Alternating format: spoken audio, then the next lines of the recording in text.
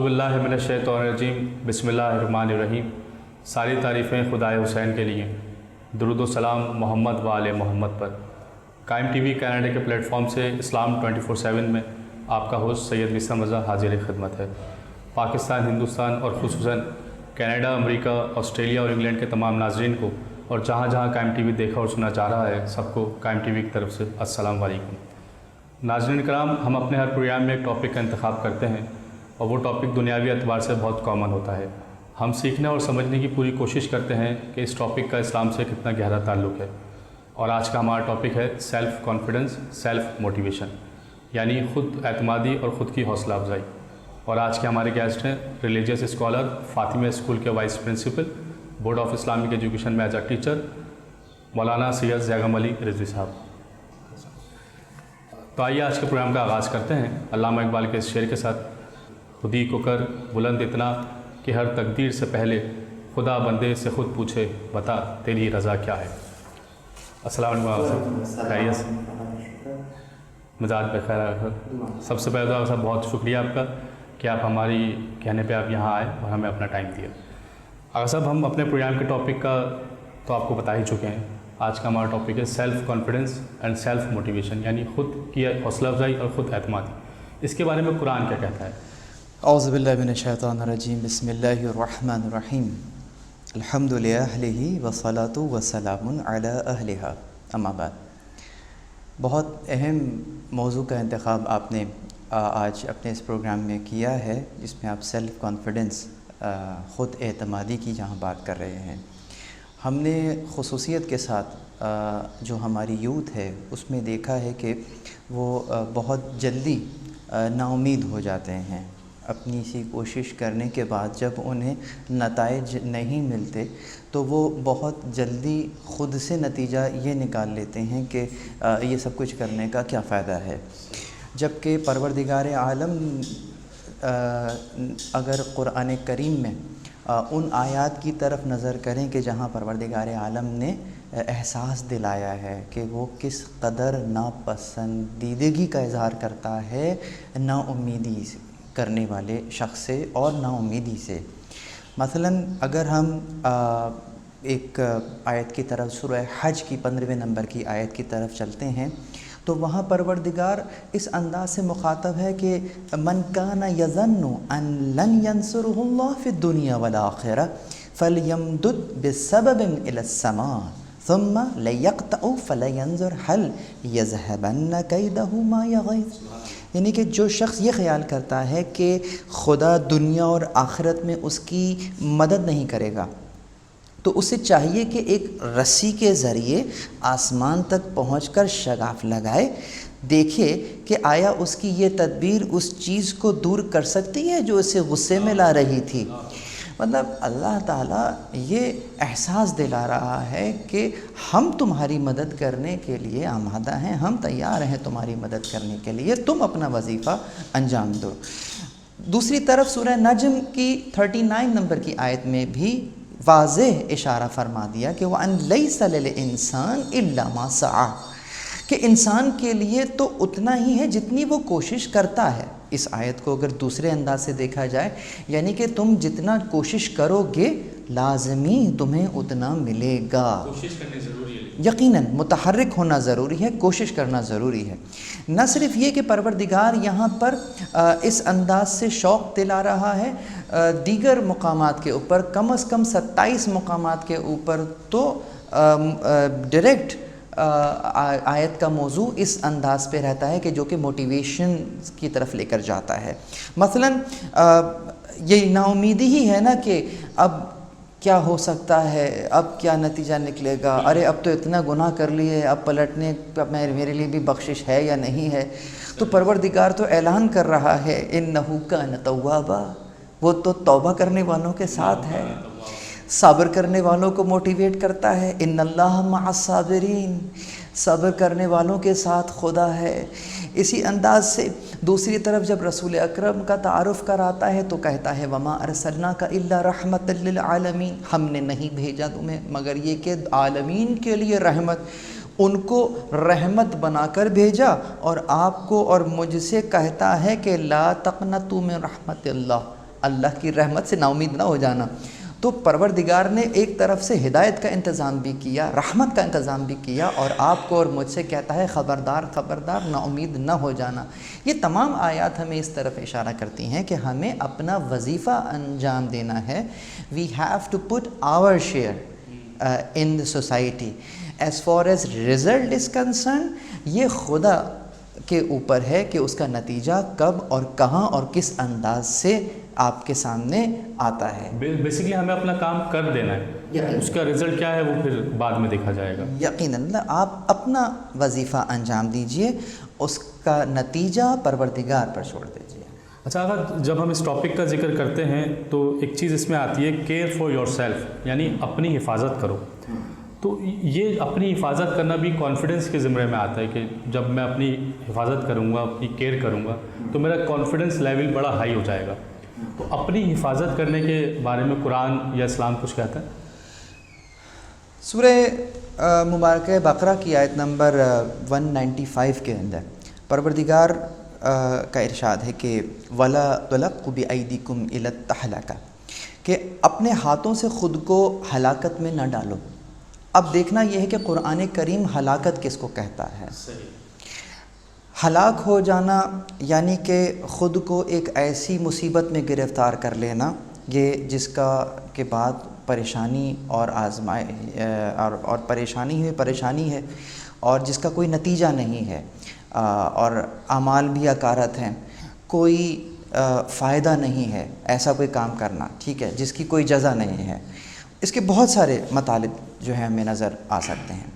تو اسی انداز سے جب ہم یہ کہتے ہیں کہ خود کو ہلاکت میں نہ ڈالو, تو انسان یقیناً جسم اور روح کا مرکب ہے, تو کوئی ایسا کام بھی نہ کرو کہ جس سے تمہارے حفظان صحت کے اوپر کوئی اثر ہوتا ہے.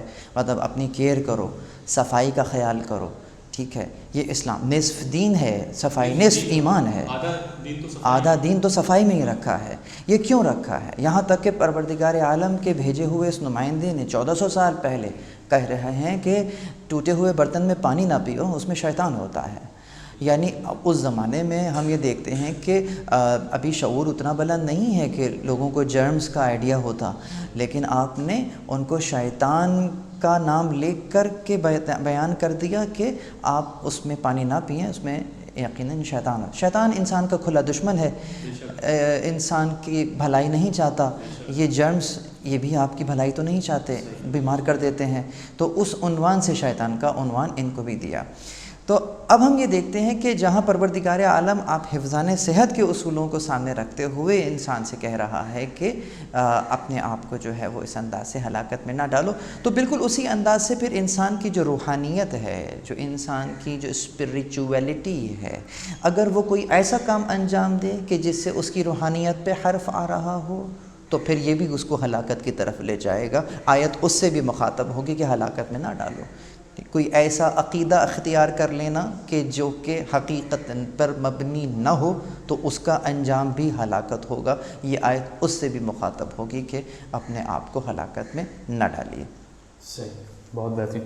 اچھا اگر ایک چیز اس میں آتی ہے جب ہم اس ٹاپک کا ذکر کرتے ہیں کہ اپنے آپ کو جیت کے لیے آمادہ کرو, یعنی set yourself up to one.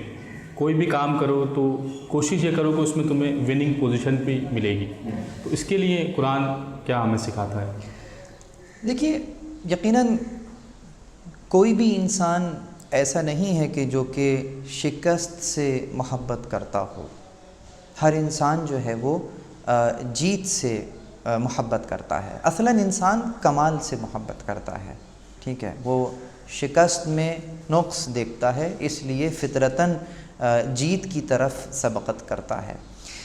لیکن دیکھنا یہ ہے کہ قرآن کریم اور خاص طور پہ جس انداز, کیونکہ یقیناً اسلامی ثقافت کا بنیادی جو ایک منابع ہیں اس میں قرآن اور سنت ہے.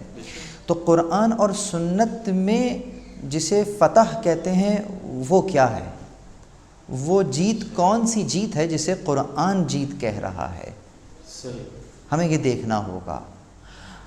قرآن کریم میں اگر نظر کریں تو وہ آیات کے جو انسان کو کامیابی کی ضمانت دیتے ہوئے نظر آ رہی ہوتی ہیں یا کامیابی کی نوید سنا رہی ہوتی ہیں، تو وہاں ہمیں نظر آتا ہے کہ جو کامن فیکٹر قرآن کریم کی آیات بیان کر رہی ہیں وہ کچھ اس انداز سے ہوتا ہے. مثلا میں آپ کے سامنے سورہ مبارکہ توبہ کی آیت نمبر 89 کی طرف اشارہ کرنا چاہوں گا کہ اعد اللہ لہم جنات تجری من تحت الانہار خالدین فیہا ذالک الفوز العظیم، کہ جو اس کا آخری ٹکڑا ہے کہ جہاں پر یہ بیان کیا گیا کہ ان باغات میں ہم جگہ دیں گے جن کے نیچے نہریں جاری ہیں، ذالک الفوز العظیم، یہ ایک عظیم کامیابی ہے.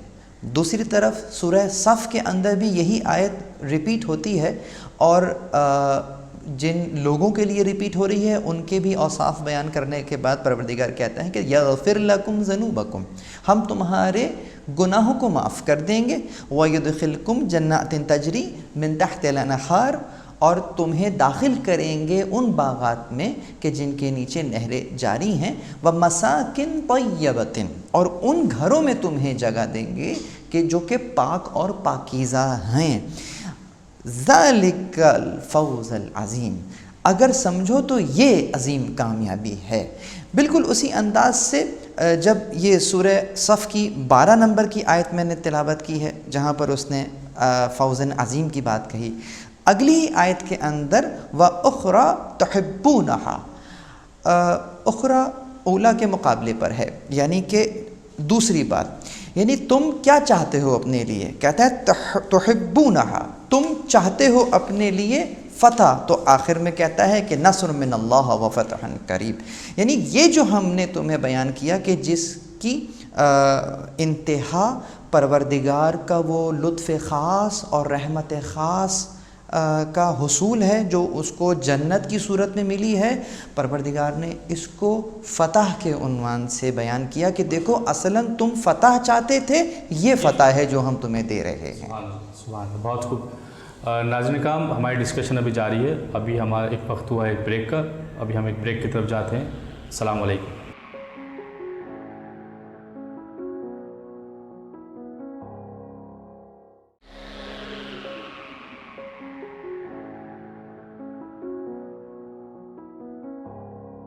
اسلام 24/7 میں ایک دفعہ پھر خوش آمدید. اپنے سلسلے کو وہیں سے جوڑتے ہیں جہاں پہ چھوڑا تھا. آغا بہت خوب، ماشاءاللہ سے آپ نے بہت اچھا جواب دیا. اسی زمرے میں ایک چیز آتی ہے تنقید. تنقید بھی انسان کے کانفیڈنس کو بہت حد تک ڈیمیج کرتی ہے. تنقید کرنے کے بارے میں قرآن یا اسلام کیا ہمیں سکھاتا ہے؟ دیکھیے یہ بھی بہت ہی باریک سوال ہے اور بہت ہی لطافت بھی رکھتا ہے اندر. جیسے ہم جب تنقید کی بات کر رہے ہوتے ہیں کہ کسی پر تنقید کرنا، تو تنقید دو انداز کی ہوتی ہے. ایک تو تنقید برائے تنقید ہوتی ہے اور دوسری تنقید برائے تعمیر ہوتی ہے. دیکھا یہ جائے گا کہ آپ کی جانے والی تنقید کس اعتبار سے ہے. یقیناً تنقید برائے تنقید کا کوئی فائدہ نہیں ہے، ایک بیکار اور عبث کام ہے، لیکن تنقید برائے تعمیر بسا اوقات ضروری بھی ہے، کرنی بھی چاہیے، اور امر بالمعروف و نہی عن المنکر کے ذیل میں بھی وہ آتی ہے. لیکن جس انداز سے تنقید کی جا رہی ہے یہ چیز میٹر کرتی ہے کہ آپ کسی پرابلم کو ایڈریس کیسے کر رہے ہیں. بسا اوقات ہم نے دیکھا ہے کہ ہم بات ٹھیک کر رہے ہوتے ہیں لیکن جو انداز اپناتے ہیں وہ بہت نامناسب ہوتا ہے، میٹر انداز کرتے ہیں، بہت زیادہ انداز سے بات کر رہے ہیں. بالکل ایسا ہی ہے. مثلا یوں کہہ لیجئے کہ اگر کوئی شخص ہے مکروہ کام کر رہا ہے، ٹھیک ہے، اس فعل کے اندر اکراہ ہے، تو ہم اس کو ایسے انداز سے منع کریں گے کہ جس سے اس کی حرمت زائل ہو جائے گی. مومن کی حرمت ہے، آپ اس کو پبلک میں لوگوں کے درمیان میں رسوا نہیں کر سکتے، تو آپ اسے مکروہ کے لیے روک رہے ہوں گے لیکن خود فعل حرام کر رہے ہوں گے. تو اب اس انداز سے نہ تنقید کی جائے. اگر قرآن کریم سے مشورہ لیا جائے تو وہ تو صریحتاً کہہ رہا ہے سورہ مبارکہ نحل کی آیت نمبر 125 میں کہ ادعو الی سبیل ربک بالحکمہ والموعظۃ الحسنہ وجادلہم باللتی ہی احسن. کہ خدا کے راستے کی طرف بلاؤ حکمت کے ساتھ اور اچھے طریقے سے، نصیحت کے ساتھ، اور جب بات کرو تو جو بہترین طریقہ ہو اس طریقے سے بات کی جائے، یعنی کہ جو اپنا میسج آپ سامنے والے پر ڈیلیور کر رہے ہیں جو مناسب ترین طریقہ ہو وہ اپنایا جائے، یہاں تک کہ اگر بغیر الفاظ کے آپ اپنے معنی بیان کر سکتے ہیں تو کر دیجئے۔ جناب یہاں تک ہے کہ آپ اس کو پبلک میں اس انداز سے نہیں ٹوک سکتے کہ جس سے اس کی عزت نفس مجروح ہو جائے، پھر وہیں پہ بات آ جائے گی۔ تو اصلاح کیجئے لیکن مومن کی حرمت کا خیال بھی رکھیے۔ تو جو بہتر طریقہ ہے، احسن طریقہ ہے، اسے اپنایا جائے۔ مجھے یہاں پر ایک واقعہ یاد آ گیا، کیونکہ اہل بیت علیہم السلام کے گھر کی ثقافت اگر ہمارے سامنے رہے گی تو یقیناً ہم کسی کے عمل کی اصلاح کرنے کا طریقہ بھی انہی سے سیکھ لیں گے۔ ایک بزرگ شخصیت تھے، وہ وضو فرما رہے تھے لیکن وضو کچھ صحیح نہیں کر رہے تھے۔ حسنین کریمین وہیں پر کھیل رہے تھے، بچے ہیں ابھی، انہوں نے دیکھ لیا تو دونوں کھیلتے کھیلتے آئے اور امام حسین نے امام حسن سے کہا کہ بھائی میں وضو کرتا ہوں، تم دیکھو کہ کیا میں صحیح وضو کر رہا ہوں؟ اور یہ کہتے کہتے انہوں نے وضو فرمایا۔ آپ نے کہا ہاں بھائی آپ نے بالکل صحیح وضو کیا۔ یہ صاحب انہیں دیکھ رہے تھے کہ یہ نبی کے گھرانے کے بچے ہیں، انہوں نے ان کو دیکھ کر اپنا وضو صحیح کر لیا۔ یہ ہوتا ہے احسن طریقہ کہ آپ نے کسی کی اصلاح بھی کر دی اور اس کو برا بھی نہیں لگا، ٹوکا بھی نہیں کسی کو، حرمت بھی کسی کی پامال نہیں ہوئی، اور ایک ظاہر سی بات ہے بزرگ شخصیت، ایج کا ڈفرینس اور طریقہ بھی صحیح بتا دیا۔ یقیناً انہوں نے ان کی عزت کا بھی پاس رکھا، لیکن وہ جو غلطی تھی اس کی طرف بھی نشاندہی کر دی، کس انداز سے انہوں نے، جسے کہتے ہیں کہ مرض سے نفرت کی، مریض سے پیار کیا۔ اچھا، اگر اسی زمرے میں جب ہم کانفیڈنس کی بات کرتے ہیں تو دنیاوی اعتبار سے ہم کہتے ہیں کہ اپنے اندر ریجیکشن کا ایلیمنٹ رکھو۔ کسی بھی مثلا کوئی انٹرویو کے لیے جاتے ہیں، کوئی کام کرتے ہیں تو ہم سوچتے ہیں ریجیکشن کا ایلیمنٹ رکھو۔ ریجیکشن کا ایلیمنٹ رکھو گے تو تمہیں ڈی موٹیویشن نہیں ہوگی، یعنی اگر کوئی تمہیں ریجیکٹ کر دے گا تو کسی سے، یا اس کو اس طرح سے کہیں کسی سے ایکسپیکٹیشن ہی نہیں رکھو۔ اگر تمہیں کسی سے ایکسپیکٹیشن نہیں ہوگی تو تمہیں ڈی موٹیویشن بھی نہیں ہوگی۔ تو اسلام میں تو ایکسپیکٹیشن رکھی گئی، یعنی امید کا جو کانسیپٹ ہے اسلام میں ہے، جیسے ابھی آپ نے تھوڑی دیر پہلے فرمایا تھا کہ اللہ سے امید رکھنی چاہیے۔ تو اس حوالے سے یہ جو ریجیکشن کا ایلیمنٹ ہے اس میں کتنا قرآن ہمیں سکھاتا ہے؟ بالکل آپ نے صحیح طرف اشارہ بھی کیا، اور آپ کے سوال ہی میں جو دوسرا حصہ ہے اس میں جواب بھی پوشیدہ ہے۔ یقیناً انسان کی فطرت ہے کہ جب کوئی کام کرے گا تو اس میں کہیں نہ کہیں اس کی غرض ہوگی، بغیر غرض کے کوئی کام نہیں کیا جائے گا۔ امید بھی رہے گی، پھر اسی انداز سے ریٹرن اور نتیجہ اور رزلٹس بھی اس کے ذہن میں یقیناً رہیں گے۔ لیکن سوال یہاں یہ پیدا ہوتا ہے کہ وہ امید کس سے کی جا رہی ہے؟ یقیناً اگر سامنے والے سے امید کی جائے گی تو یقیناً کبھی اس کی امید پوری ہوگی اور کبھی اس کی امید پوری نہیں بھی ہوگی۔ اگرچہ یہ جو امید کا پورا ہونا ہے اس کا کسی اس سبب کے تحت، تو کیا یہ بھی اس کو وہ فائدہ دے گا جو کہ ہمیشہ ہمیشہ کا فائدہ ہے؟ اس پر ہمیں تھوڑا سا پھر ہمیں قرآن کی طرف جا کر نظر کرنی ہوگی۔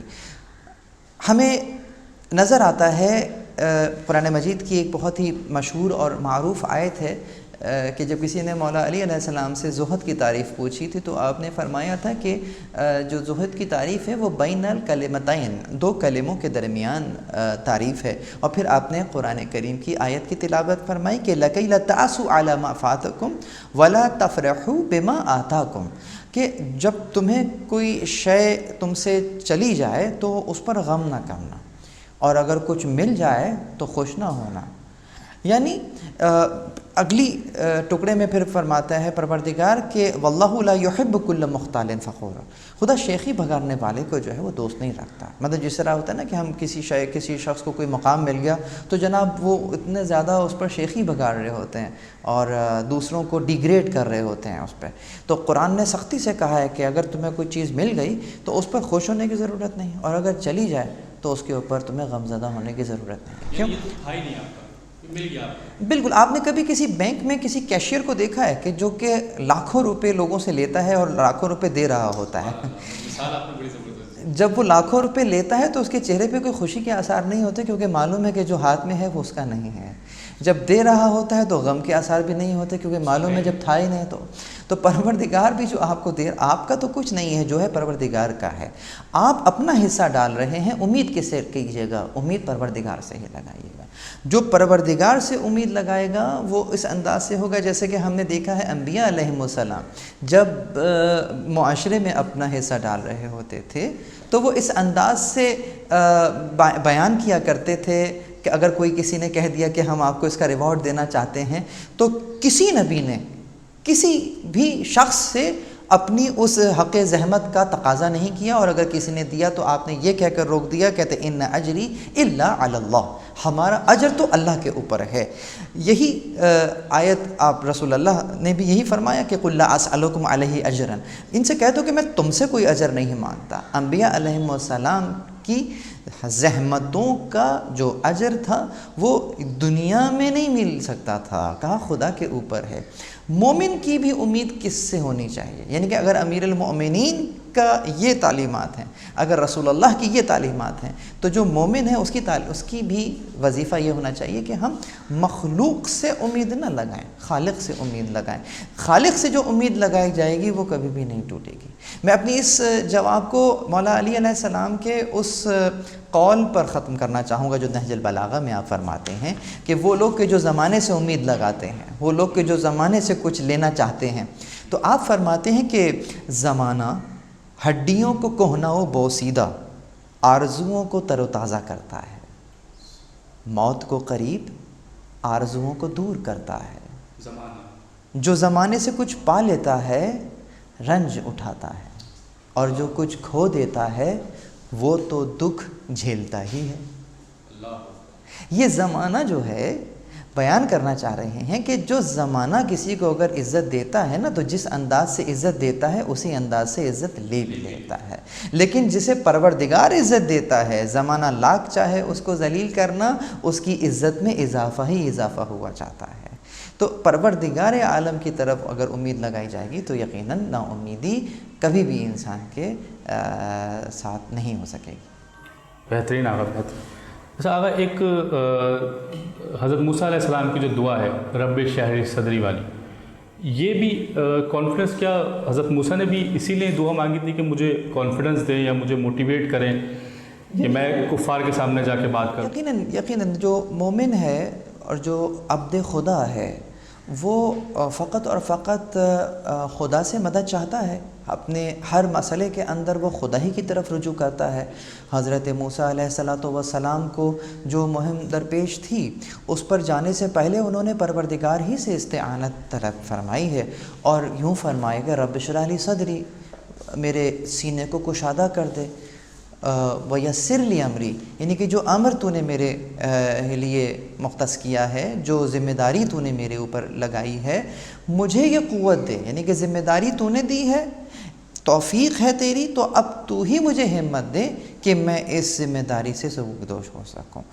واحلل عقدۃ من لسانی، میری زبان کی گرہ کو کھول دے۔ مفسرین نے یہاں پر بحث کی ہے کہ وہ کون سی گرہ ہے جس کو کھول دیا جائے۔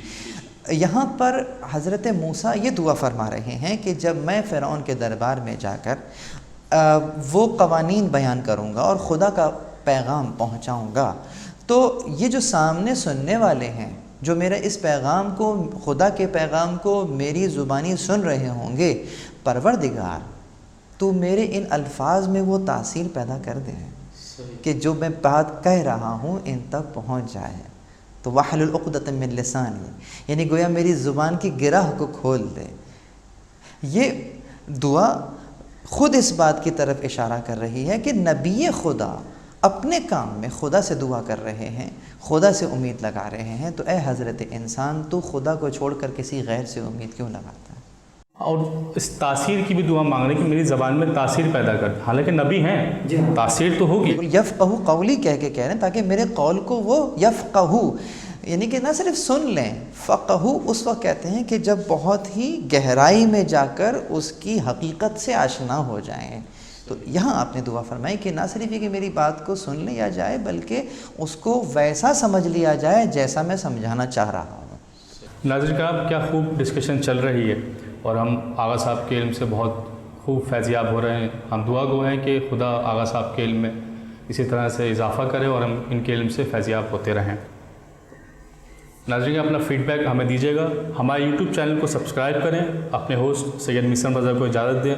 اگلے ایپیسوڈ میں پھر حاضر ہوں گے ایک نئے ٹاپک کے ساتھ. تب تک کے لیے اجازت. السلام علیکم.